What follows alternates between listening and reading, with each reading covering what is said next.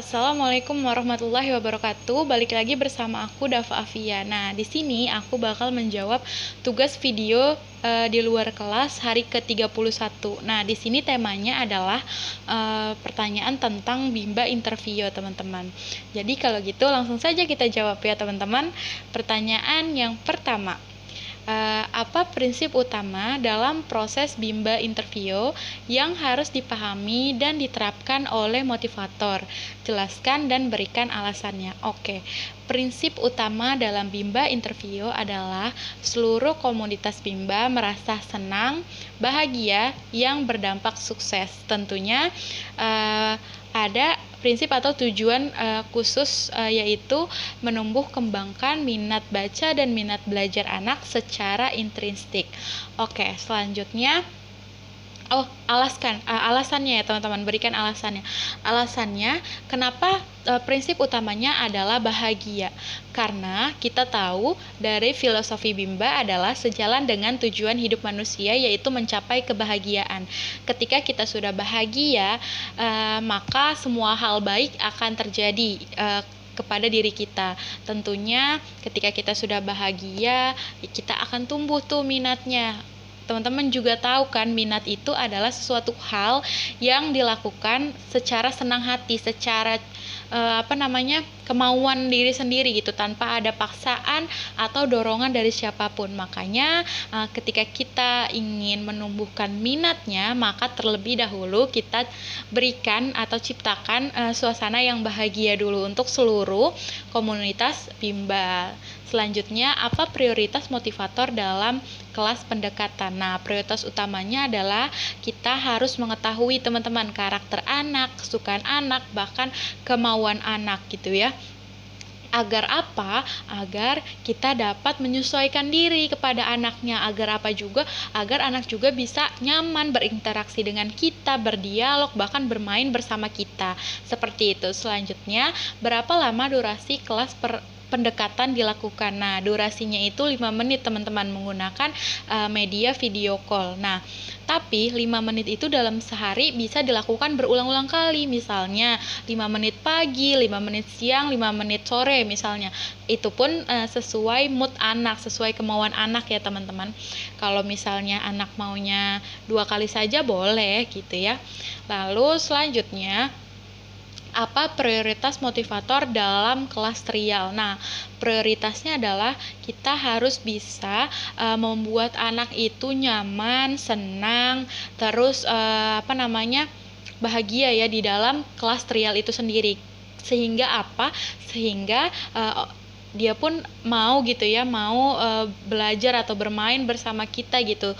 Dan orang tua pun akan semakin yakin. Lalu selanjutnya, berapa lama durasi kelas trial dilakukan? Nah, durasi di kelas trial ini adalah 15 menit menggunakan media video call atau telepon gitu ya, telepon WA yang berbasis video.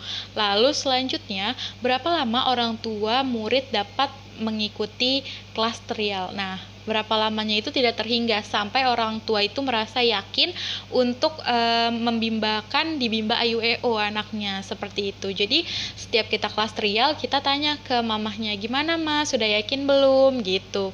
Kita tanyakan dulu ketika kita sudah melihat anaknya ternyata udah seneng nih, udah bisa nyaman di dalam kelasnya, baru kita tanyakan kepada mamahnya seperti itu, atau kepada orang tuanya.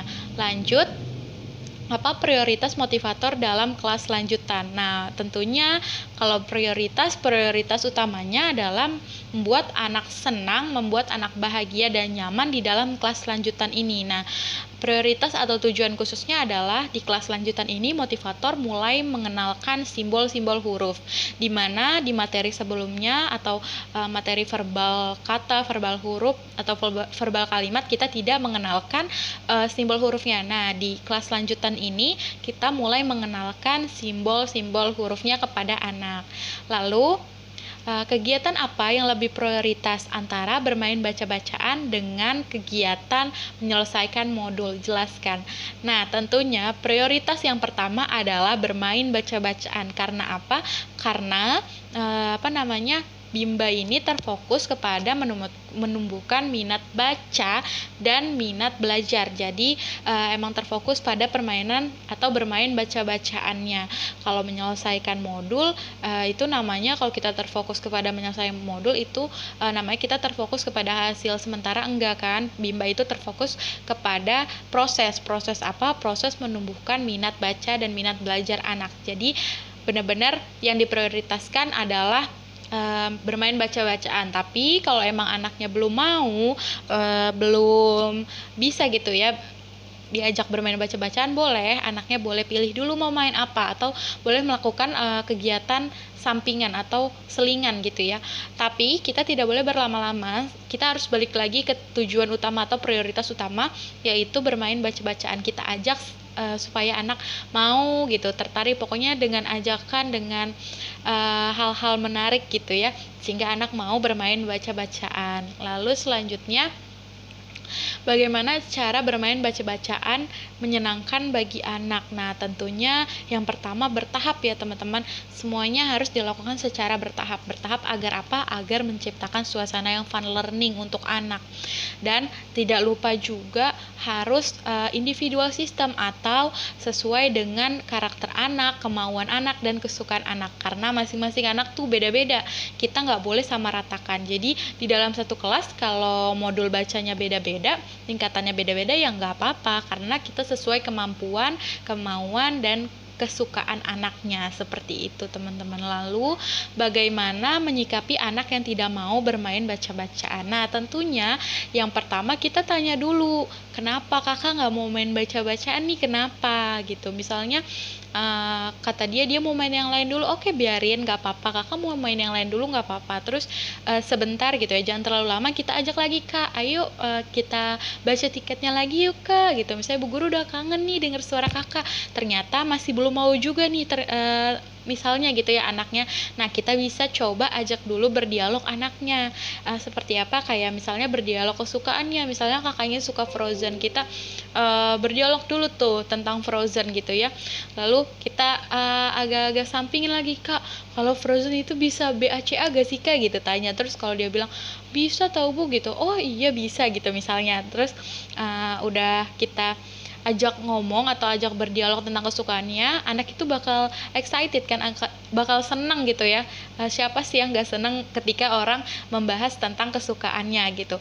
Nah, ketika udah senang, udah mood gitulah ya, baru kita bisa sampaikan, kak coba dong kalau sekarang Bu Nafa mau denger nih, kalau kakak BACA kayak gimana sih gitu. Baru deh tuh pasti anak akan mau ketika sudah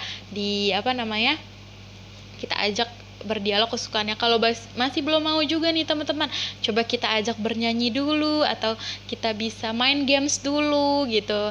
Pokoknya kita bikin mood anak balik dulu, baru kita arahkan lagi untuk bermain baca-bacaan ya teman-teman. Oke deh kalau kayak gitu, cukup sekian dari saya. Wassalamualaikum warahmatullahi wabarakatuh.